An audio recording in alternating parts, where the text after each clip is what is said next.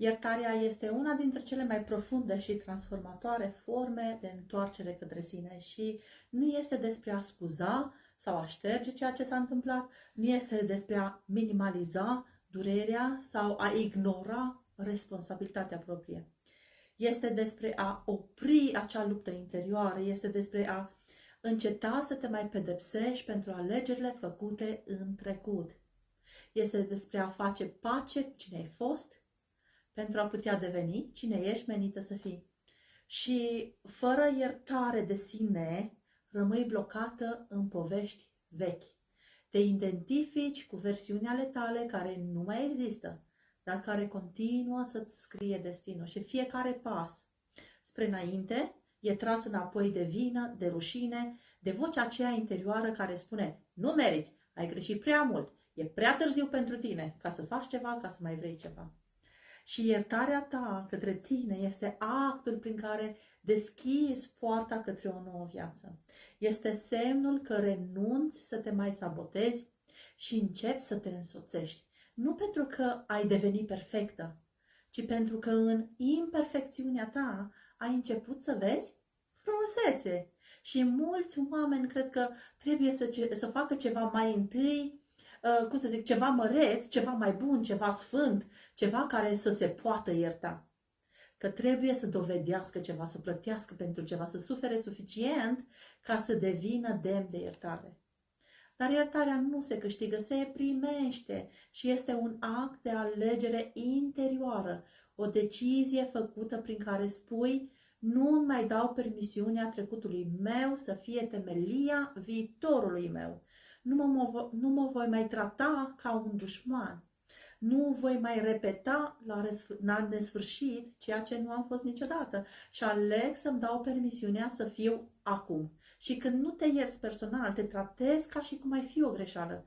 Iar din acel spațiu nu poți crea nimic durabil, nimic viu, nimic liber și orice vis devine o îndoială și orice dorință e îngropată sub rușine.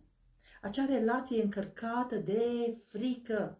Dar când te ierți, te repui pe tronul inimii tale, îți dai voie să fii om, să fii greșit, să nu rămâi în greșeală.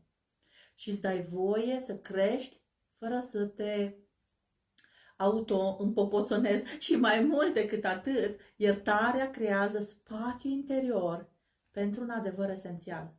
Că a vrea mai mult nu este un act de lăcomie sau egoism, ci este un impuls sacru al sufletului tău, care știe că ești născută pentru frumusețe, pentru bogăție, pentru bucurie, pentru prosperitate și a vrea mai mult nu înseamnă că ești nemulțumită.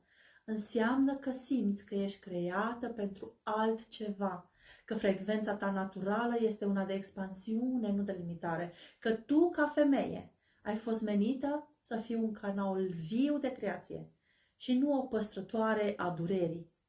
Dorința de mai mult nu este un defect, este o chemare și este felul în care sinele tău, în care sufletul tău te atrage înapoi acasă și când simți că vrei mai multă iubire și mai multă libertate, cu mai multă ușurință, cu mai multă abundență și prosperitate, nu pentru că ești prea ceva. E pentru că ești în proces de aliniere și calibrare cu cine ești cu adevărat. Și dacă ți-ai permis vreodată să visezi la o viață mai frumoasă, este pentru că ea deja există în câmpul tău energetic. Nu ai cum să simți ceva ce nu este deja al tău, pe un nivel foarte subtil. Iar când nu te poți ierta, nu prea poți primi acel mai mult, îl blochezi efectiv, te autosabotezi, îl respingi. Pentru că simți în adâncul tău că nu îl meriți, că nu e pentru tine. Că trebuie să te mai chinui un pic, că trebuie să te mai corectezi un pic, că trebuie să mai înveți ceva, că trebuie să te mai pedepsești puțin înainte de a fi demnă de acel lucru frumos. Și totuși, draga mea, sufletul tău știe. Știe că menirea nu vine după efort, ci din recunoașterea valorii tale intrinseci, de aici, din interior. Tu nu trebuie să te repari ca să trăiești bine. Trebuie doar să te reașezi, să te recalibrezi și să-ți dai permisiunea să fii exact așa cum ești și să te eliberezi odată de povestea care ți-a spus altceva. Iertarea aceea de sine e primul pas spre această așezare și este actul în care spui, da, am ales din frică, da, nu am știut mai bine, dar acum știu, acum aleg altfel, acum mă așez în prezentul meu și las viața să curgă prin mine, nu împotriva mea. A vrea mai mult este semnul că ești vie, că nu te-ai împăcat cu plafonarea, că nu accepti ca viața să fie o supraviețuire continuă. Dorința ta, draga mea, e vie pentru că sufletul tău e viu și când o lași să te călăuzească și nu să te rușineze, te vei simți din nou întreagă.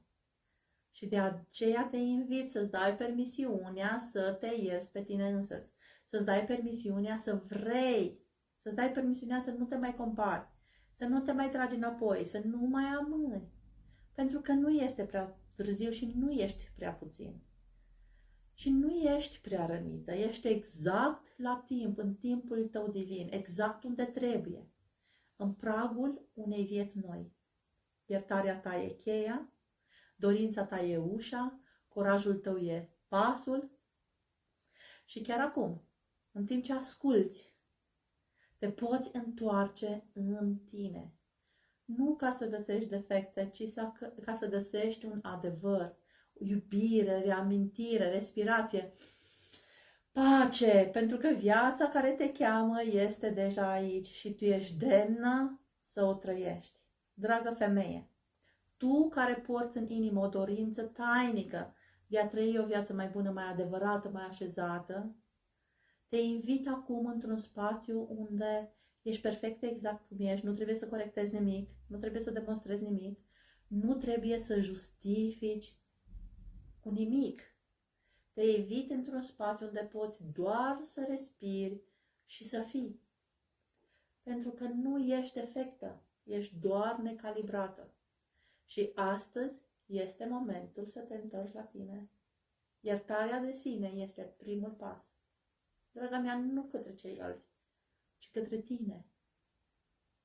Nu doar pentru că ai greșit sau că ai greșit, ci pentru că te-ai judecat prea aspru și te-ai abandonat prea des. Te-ai încuiat în prea multe ar fi trebuit. Și iertarea ta față de tine este cheia care deschide uși vechi și închise.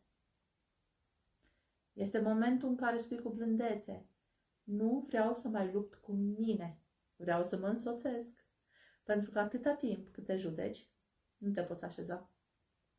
Și dacă nu te așezi, nu poți primi. Iar, draga mea, a vrea mai mult chiar nu este o greșeală. Este cu adevărat chemarea sufletului tău și nu vine din lăcomie, ci din adevăr. Nu vine din nemulțumire, ci din intuiție. Din intuiție. Tu nu vrei mai mult pentru că nu ești recunoscătoare. Vrei mai mult pentru că ai crescut. Pentru că simți că viața ta poate fi mai liberă și mai plină și mai lină și cu sens. Și această dorință nu trebuie reprimată, trebuie onorată. Și pentru a o primi, iartă-te pe tine însăți. Eliberizează-te de ceea ce te-a ținut mică acolo închisă, de ceea ce ți-a spus că nu meriți, de ceea ce te-a învățat că poate nu ești demnă, de ceea ce ai învățat că nu e pentru tine și îți oferă acum cuvinte simple, vii, sacre, Ho'oponopono. Și te rog să le repeți zilnic și să le respiri și să le simți în corp și să le faci ca o mângâiere, să le faci ca o rugăciune. Îmi pare rău pentru toate alegerile făcute din frică. Îmi pare rău pentru tot ce am permis în viața mea din credință că nu am voie la mai mult. Pentru toate detaliile când am uitat de mine ca să fiu pe placul lumii. Pentru toate visele îngropate de rușine și de vină. Iartă-mă, îți spui ție însăți, iartă-mă, pentru că m-am judecat mai aspru decât ar fi făcut oricine altcineva. Pentru că am uitat să mă ascult, să mă onorez, să mă aleg. Pentru că am dus durerea ca pe o identitate și nu ca pe o trecere. Iartă-mă pentru că am continuat să mă pedepsesc în loc să mă țin în brațe. Și mai spune să te iubesc ție însăți, pentru că ai rămas vie. Te iubesc pentru că nu ai renunțat la lumina ta chiar și atunci, când era aproape stinsă. Pentru că în ciuda tuturor rănilor, ai continuat să visezi, pentru că nu ai uitat și în adâncul tău, pentru că ești creată pentru mai mult. Și îți mulțumesc, tot ție să spui, pentru că m-ai adus până aici, pentru fiecare pas făcut în tăcere, pentru fiecare lacrimă care a curățat drumul, pentru curajul de a continua, chiar și când nu mai știai de ce. De ce? De ce fac asta? Și acum, draga mea, chiar așează-ți mâinile pe inimă și rostește cu blândețe din locul cel mai viu al ființei tale, inima. Îmi dau permisiunea să fiu, îmi dau permisiunea să fiu eu, îmi dau permisiunea să trăiesc, îmi dau permisiunea să trăiesc în adevărul meu. Îmi dau permisiunea să experimentez o viață ușoară, prosperă, bogată și vie. Îmi dau permisiunea să simt că merit. Îmi dau permisiunea să fiu iubită fără să mă pierd. Îmi dau permisiunea să fiu văzută și susținută. Îmi dau permisiunea să mă bucur de cine sunt. Îmi dau permisiunea să creez o realitate care mă hrănește. Îmi dau permisiunea să primesc tot ce e al meu. Îmi dau permisiunea să trăiesc cu inima deschisă. Draga mea, aceasta este reîntoarcerea. Nu către o versiune mai bună a ta, deși așa ne exprimăm, ci către adevărata tu.